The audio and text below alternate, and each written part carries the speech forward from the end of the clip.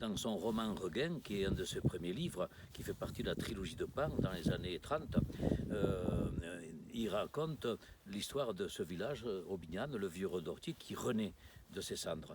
Donc pour lui, pour Giono, qui déplorait ces villages fantômes, l'idée que ces villages pourraient revivre, c'était une idée qui lui plaisait beaucoup.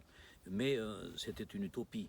Mais cette utopie, il y donne corps et réalité dans son roman Regain, puisque ce village d'Aubignan va renaître à la fin du roman, grâce à quoi? À l'arrivée d'une femme. Parce que le drame de ces villages abandonnés, c'est que c'était très dur pour les femmes. Elles participaient aux travaux des champs, mais il fallait aussi s'occuper de la cuisine, s'occuper de la lessive, s'occuper des enfants, aller chercher de l'eau, c'était l'enfer. Donc les femmes ont été les premières à quitter ces villages perchés qui étaient extrêmement rudes comme habitat, et les hommes seuls, ils ont suivi nécessairement. Donc Panturle, c'est le dernier habitant, il n'a pas de femme, mais heureusement, il y a Arsule qui passe par là, il la récupère, et voilà, et le village, c'est une belle histoire d'amour, le village renaît grâce à cette femme.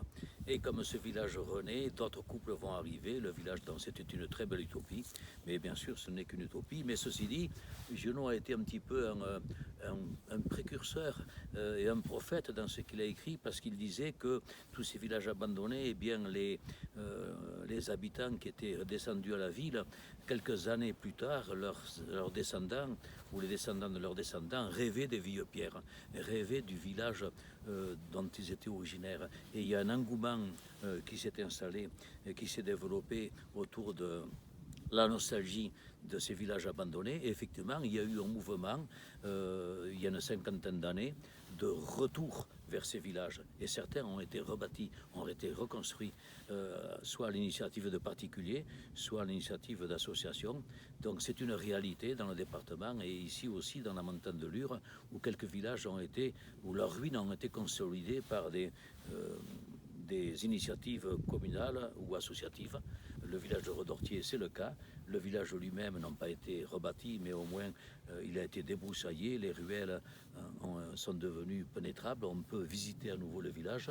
Le mur d'enceinte du cimetière a été restauré.